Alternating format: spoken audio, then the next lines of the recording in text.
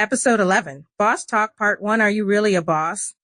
Welcome back to The Seated Heart, where we explore what it really means to live authentically, especially in a world full of contradictions.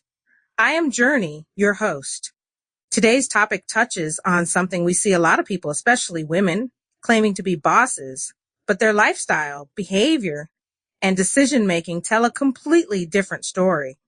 We're going to dig into what it truly means to be a boss and how some of the things we prioritize or display are at odds with that image. Being a boss, but clocking in. Let's start with this. If you're clocking into someone else's time clock every day, are you really a boss? True bosses answer to their own schedule, not someone else's. Now, don't get me wrong, having a job doesn't take away from your ability to lead or have ambition. But there's a disconnect when you claim to be the ultimate boss while still being accountable to someone else's time. Real bosses have the freedom to move according to their own clock. Materialism and misplaced priorities. You're driving a Range Rover or a G-Wagon, but you're living in an apartment where your car payment is higher than your rent. Now, let's be clear.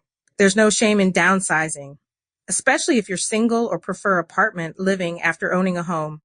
But if you're spending lavishly on material things to maintain an image, while struggling to manage your basic financial responsibilities, then we have to question, what does being a boss really mean to you?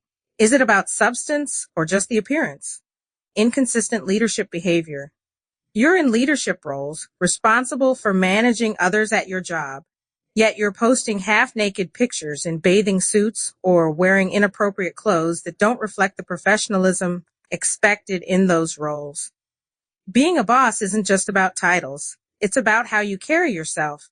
It's about respect, discipline, and knowing when and how to present yourself. If you're seeking attention online while trying to project authority at work, that's a contradiction that real bosses avoid.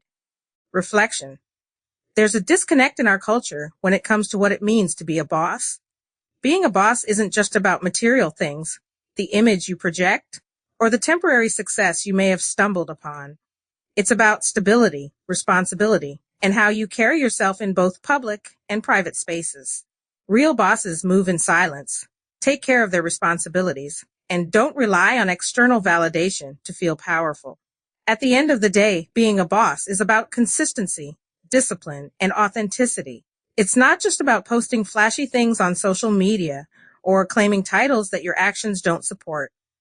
So ask yourself, are you really living the life of a boss, or are you just playing one for the crowd? Thanks for joining me on The Seated Heart. Until next time, let's keep planting the seeds of real growth and moving with purpose, not just for show.